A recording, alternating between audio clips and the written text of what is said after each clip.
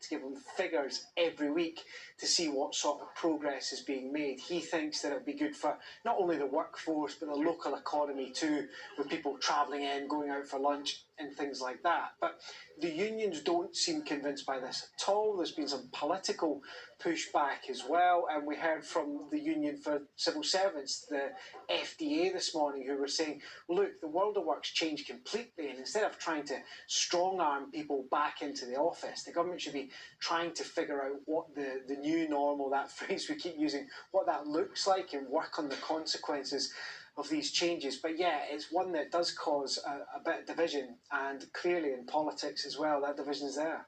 Indeed. Okay, Nick, thanks so much. Nick Eardley there for us. We've talked a lot about the impact on holidaymakers and more changes this morning. Travellers returning to Scotland from Portugal will now have to self-isolate for 14 days under new rules that came into force at 4 o'clock this morning. Now, the country was added to the quarantine list after a rise in infections there, and it comes after Wales imposed its own restrictions yesterday. Nothing's changed for people who live in England and Northern Ireland. Well, we've spoken to some holidaymakers who were on one of the last flights back into Glasgow from Portugal just before that quarantine rule was reintroduced.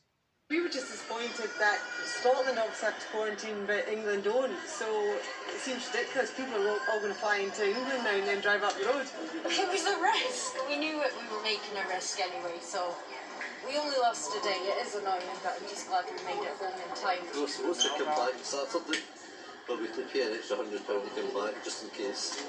So we're scared we're going to get that after my mother, so we had to come back. A 1-minute silence has been held in Beirut.